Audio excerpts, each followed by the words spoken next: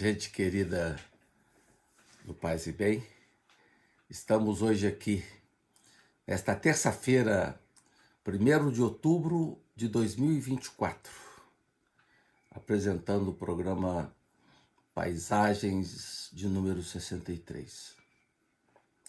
Estamos fazendo uma reflexão mais ampla, que envolve cerca de 3 a 4 programas, sobre o tema da vida e da morte, sobretudo o tema relacionado à ortonásia ou à eutanásia. E o tema de hoje que eu escolhi para trabalhar, eu dei como título Os Passos e Enigmas da Vida. Eu começo com uma citação de Clarice Lispector. Chegou o instante de aceitar em cheio a misteriosa vida dos que um dia vão morrer. No mês de maio do ano passado, 2023, andei lendo e refletindo sobre o movimento do morrer ou do enfrentar as dores que precedem a travessia. Tínhamos vivido aqui no Brasil experiências de perdas difíceis, como de Erasmo Carlos, Gal Costa e depois Rita Lee. As travessias de personagens queridos evocam essa reflexão. É verdade que muitos preferem evitar refletir sobre esses acontecimentos, pois são experiências que trazem dor, desconforto, além de nos colocarem diante desse fato inevitável para todos, que é a morte. Seguindo, porém, uma indicação do poeta Rilke, devemos viver com coragem diante daquilo que nos é estranho, mas ao mesmo tempo enigmático e maravilhoso. Sobre a experiência vivenciada por Rita Lee no período da sua doença e sua capacidade bonita de resiliência frente aos acontecimentos por que passou, escrevi um texto e eu vou falar sobre essa experiência proximamente. Agora, retomo o tema, focando-me em alguns outros livros envolvendo a temática, como o livro de Irving Yalom e Marilyn Yalom, Uma Questão de Vida e Morte, Amor, Perda e o que realmente importa no final.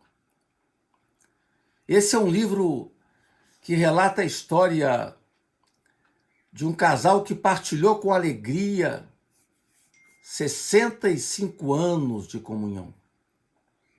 No livro, os dois escrevem a experiência do enfrentamento de uma doença que acometeu Marilyn e a forma singular como os dois lidaram com a proximidade da morte e ele com a experiência subsequente do luto. Como sublinhou Alexandre Coimbra Amaral no prefácio à edição brasileira do livro, com a morte não há acordos. Somente a possibilidade de entender o que ela faz conosco todas as vezes em que testemunhamos sua passagem, levando alguém amado e deixando aquele rastro amargo de saudade.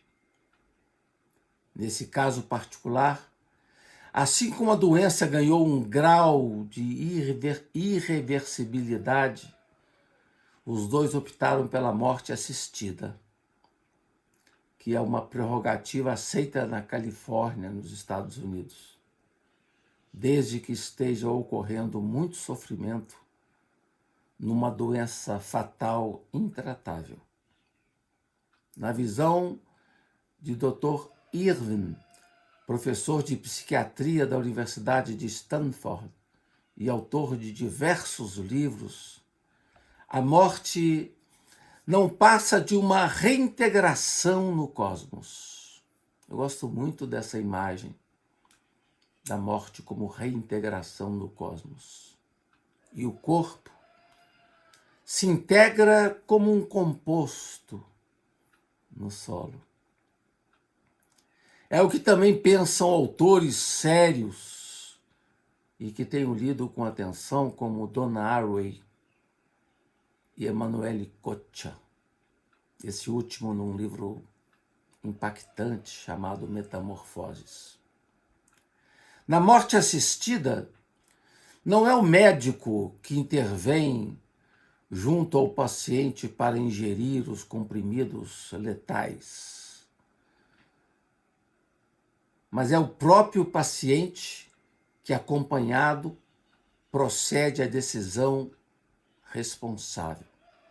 Em determinado momento da sua doença, Marilyn expressou ao marido o seu desejo de partir através da morte assistida. E o fez com muita naturalidade, mesmo sabendo de toda a dor que envolvia a família. Chamou seu marido um dia e, em sua direção, voltou o seu olhar e disse: Irving, não se esqueça que estou vivendo com dor e sofrimento há 10 meses. E já disse várias vezes que não posso mais suportar a ideia de viver assim. Dou as boas-vindas à morte. Dou boas-vindas a estar livre da dor e da náusea e desse cérebro de químio e desta fadiga contínua e dessa sensação terrível. Por favor, me entenda. Confie em mim. Tenho certeza de que você, se fosse você que tivesse vivido todos esses meses na minha condição, você se sentiria da mesma maneira. Só estou viva por sua causa. Estou arrasada com a ideia de deixá-lo. Mas, Irving, está na hora, por favor, você tem que me deixar partir. E assim se deu a cerimônia de adeus. Os dois escreveram juntos o livro e os capítulos foram redigidos alternadamente, até que as condições de saúde de Marilyn não mais permitiram a sua participação. O último capítulo foi escrito por Irving e dedicado à sua esposa. Não foi fácil para ele concluir o livro. Foram 4 meses envolvidos na redação e corroídos pela memória dolorosa da companheira de décadas. Ele relata que os últimos 4 meses sem sua esposa foram os mais difíceis da sua vida. Apesar de todo o apoio recebido pelos 2 filhos e amigos, reconhece que ainda estava entorpecido e deprimido com a falta de uma presença física de seus queridos, sentindo-se muito sozinho. A dor ainda era maior em razão de seu ceticismo, não tendo nenhum dossel religioso para o consolar. Apesar disso, reconhece a presença da esperança em poder um dia se juntar à companheira querida nas veredas do cosmos. Conclui o livro com uma passagem clássica do livro do romancista russo Nabokov, chamado Fala, Memória. E aqui eu cito essa passagem, aspas. O berço que balança acima de um abismo, e o bom senso nos diz que nossa existência é apenas uma breve fenda de luz entre duas eternidades de escuridão. Um outro livro de leitura emocionante que fiz nesse período foi de parceria de Gilberto Dimenstein e Ana Penido. O livro se chama A Morte é um Dia que Vale a Pena Viver. Rio de Janeiro, Sextante, 2019. Na trajetória que envolveu a passagem de Gilberto Dimenstein, a decisão foi um pouco diferente. Na etapa final de sua vida, Gilberto e sua esposa optaram pelos cuidados paliativos, sob a supervisão de uma competente doutora especialista nessa área, Ana Cláudia Quintana Arantes, autora do clássico livro A Morte é um Dia que Vale a Pena Viver. Ela diz em certo momento de seu livro que todos nós vamos morrer um dia, mas durante a nossa existência nos preparamos para as possibilidades que a vida pode proporcionar. Sonhamos com o nosso futuro e vamos à luta. Tendo passado por uma experiência difícil de transplante de medula, pude entender com uma luz nova toda a reflexão que Gilberto foi fazendo ao longo da sua doença e do processo gradual e difícil de seu tratamento. E aqui insiro todas as tentativas que ele realizou de lidar com seu câncer. De início, a aceitação do tratamento clínico tradicional sob os cuidados do Dr. Paulo Hoff, grande especialista no tema. O tumor inicial era na cauda do pâncreas, mas depois irradiou-se para o fígado. Foram inúmeras experimentações com medicações e quimioterapia. O tratamento não surtiu efeito, a não ser no modo de ver o mundo por parte de Gilberto. Mesmo não sendo religioso, o jornalista foi descobrindo novos caminhos de viver. Sobretudo, uma atitude distinta, ser capaz de surpreender-se, largar-se e entregar-se livremente ao incondicional. Foi quando teve a oportunidade de encontrar aquele lado melhor de si, que estava muito oculto na correria da sua vida. Foi um tempo de metamorfose radical. Com o amparo bonito de sua companheira de 20 anos de jornada, Ana Penido, juntos puderam então fazer muitas coisas bonitas, como viajar, caminhar sem destino, apreciar as comidas mais curtidas e conviver com os queridos da família.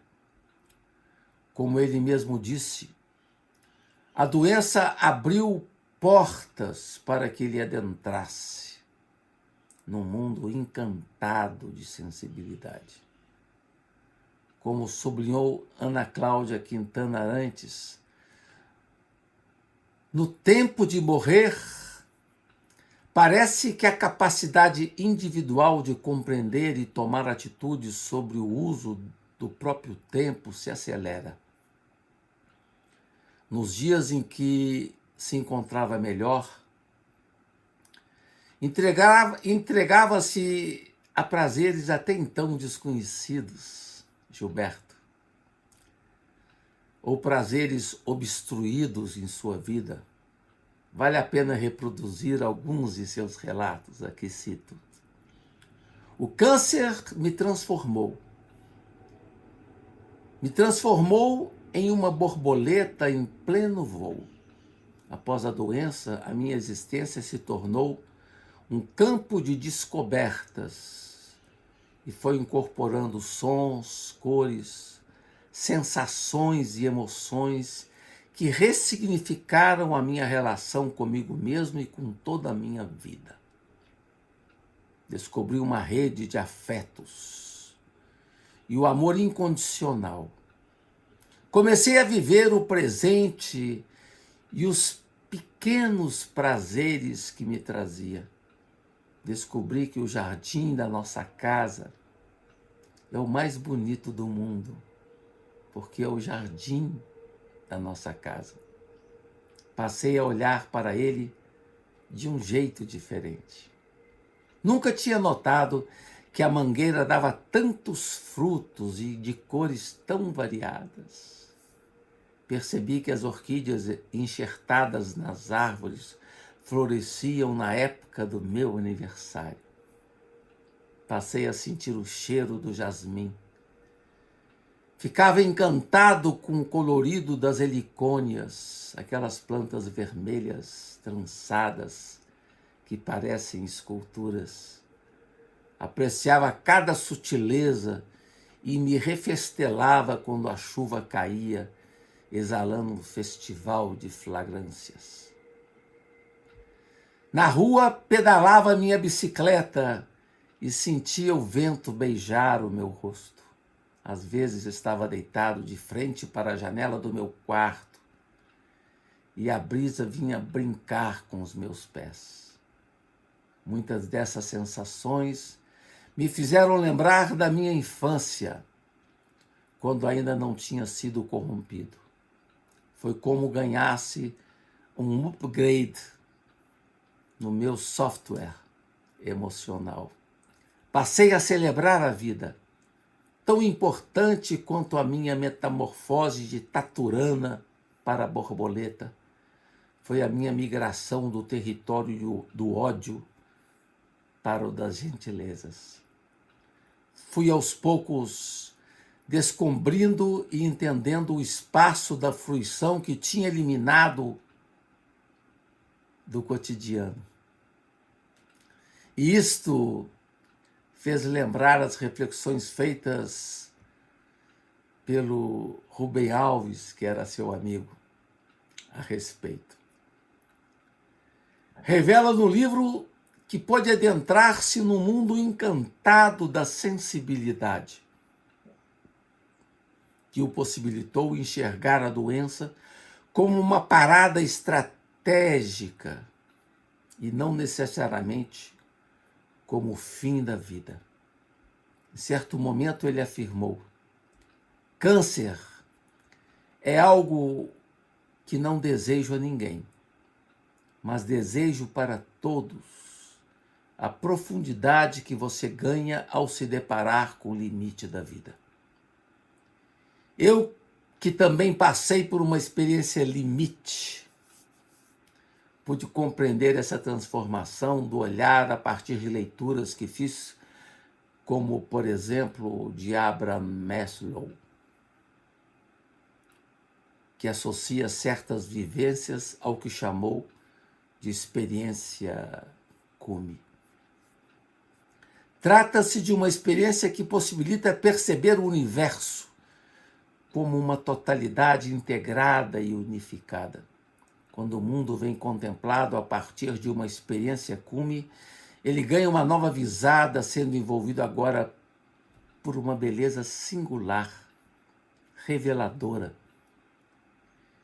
que nem a todos é permitido captar e compreender. Virginia Woolf acertou em cheio com o personagem Bernard no seu romance As Ondas, captando o significado profundo da experiência Cume, de que fala Abraham Maslow. E aqui eu cito uma passagem do livro de Virginia. Nossos sentidos se ampliaram as membranas, as teias de nervos que jaziam lívidas e flácidas, se entumeceram e se espalharam e flutuam à nossa volta, como filamentos, tornando o ar tangível e nelas capturando sons longínquos, nunca antes ouvidos. Assim também, Riobaldo Tatarana, no Grande Sertão Veredas, em certo momento do livro, ele reflete e diz: a gente necessita de aumentar a cabeça para o total, todos os sucedidos acontecendo, o sentir forte da gente. Isso que aconteceu com Gilberto de Menstein. No próximo encontro eu continuo essa história bonita do Gilberto, retomando esse tema tão delicado, complexo, mas tão fundamental para nós, que precisamos lidar com essa questão de forma serena e também esperançosa. Agradeço a todas e todos que estão me ouvindo ou que vão me ouvir, de forma muito especial ao Felipe Albani, que cuida da parte técnica. Assim, me despeço de toda a comunidade com muita alegria, com muita esperança. Até a próxima semana. Paz e bem.